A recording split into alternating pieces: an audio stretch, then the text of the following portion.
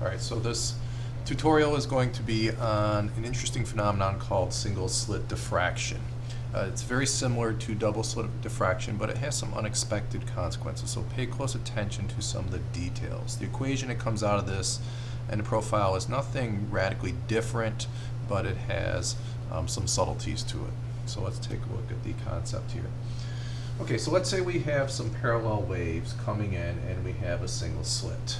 We want to know what would a pattern look like on a distance screen. Okay, so the slit size is approximately approximately the same as the wavelength. We might expect to see just basically a uniform pattern here. In other words, we might expect to see something like this, right? The waves spread out, okay, and they will hit all parts of the screen. However, that does not happen, and that's perhaps the unexpected part. You will get an interference pattern, even though there's only one slit. Okay, so we want to know what's going on. So if we shine light through a narrow slit, roughly the same order of that, we will get a central bright spot, a definite minimum, then a very weak maximum, and then it will repeat itself, getting smaller and smaller in terms of the maximum. So how can this occur? This is definitely interference, so where's the interference coming from? Alright, so here we have to revisit Huygens Principle. Alright, and according to Huygens Principle, if the slit is wide enough, okay, it's not arbitrarily small, it acts as a new source of wavelets, like any opening does, and these wavelets will spread out and interfere as if we had a multiple slit. So in this diagram here, here's a slit. Now we've zoomed in on it, and I've drawn 3 arbitrary dots within that. Those represent the wavelets. So when the waves propagate out from each wavelet, you can see how they would start to interfere. And even though I haven't done a very good job, you can kind of see how you're going to get bands of constructive and destructive interference.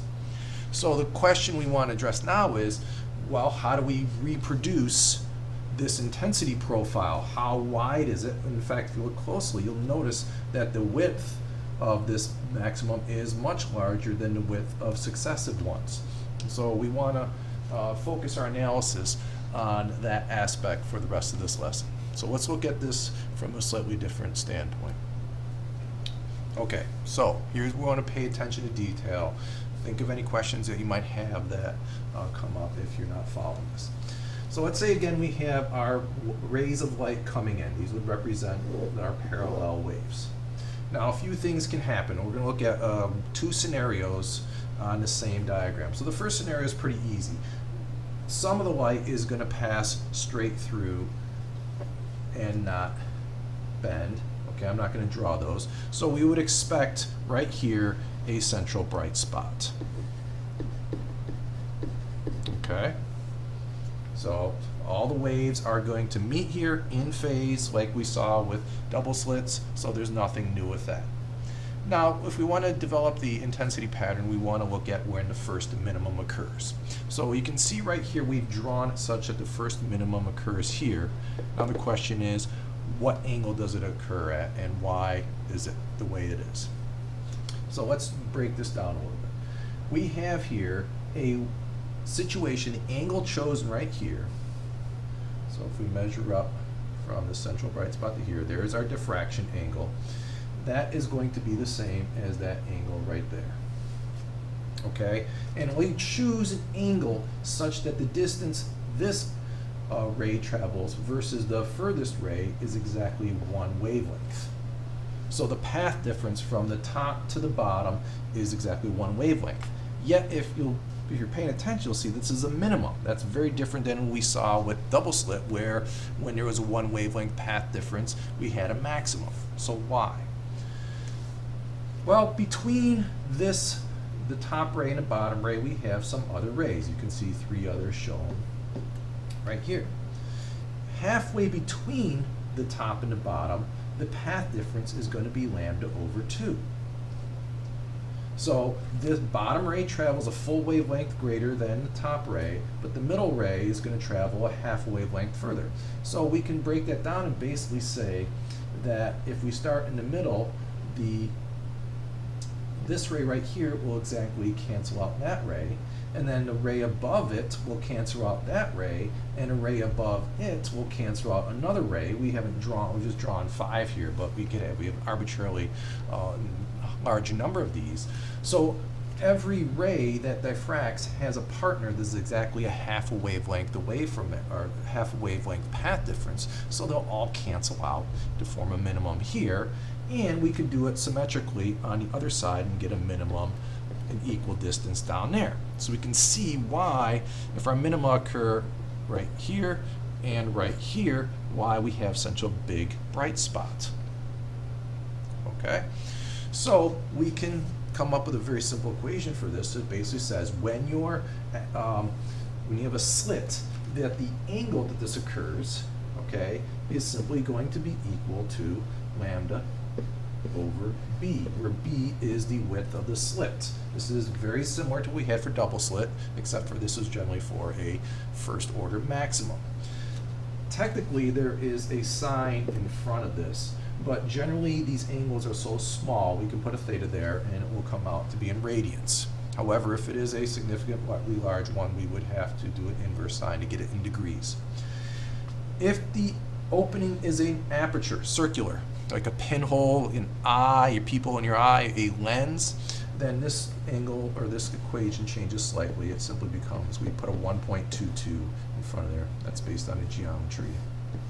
Okay, so we have a very simple equation for when the first maximum occurs. After that, it follows the same pattern, so we don't really need to worry about that too much. You know, we put a 2 in front of there for the second minimum, 2 in front of here, and 3/2 for the next maximum. So let's do a simple little problem.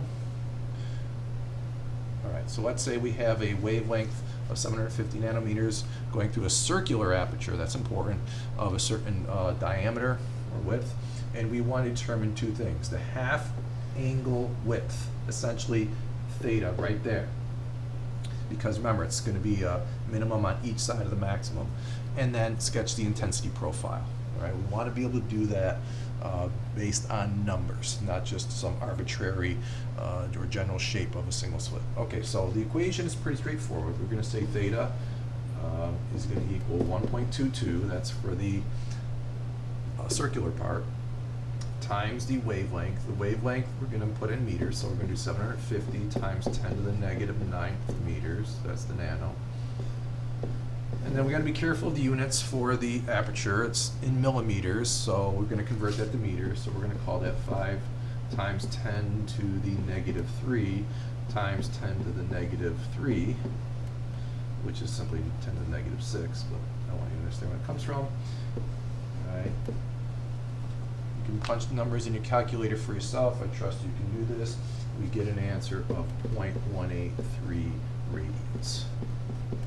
Okay, if you want an angle in degrees, you do an inverse sine of this. This would be about 10 degrees, okay? But we're going to keep our profile in radians. What that means then, our intensity profile, here is 0 radians. We're going to expect a large peak relative to everything else. Let's let this first mark here represent our first minimum. Okay, so we just found our first minimum is 0.183 here. We'll call this negative 0.183 on the other side. And so we're going to drop it down.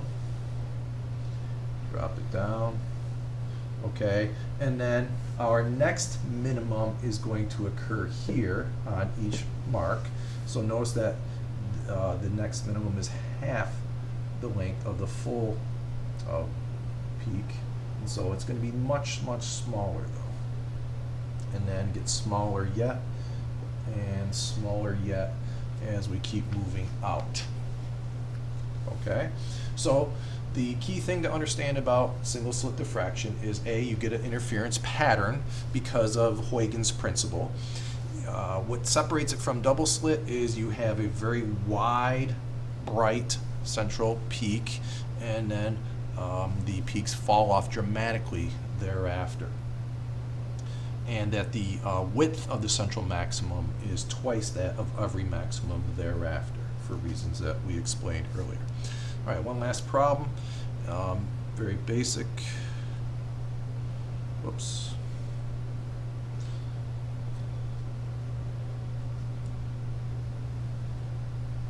Okay, and what two changes would we make physically to make the central maximum smaller? I don't mean shorter, we mean less wide. It's not clear here, okay? All right, well, the width of this depends on two factors. We know that the angle is proportional to lambda and inversely proportional to the slit width, so distortion here on the screen.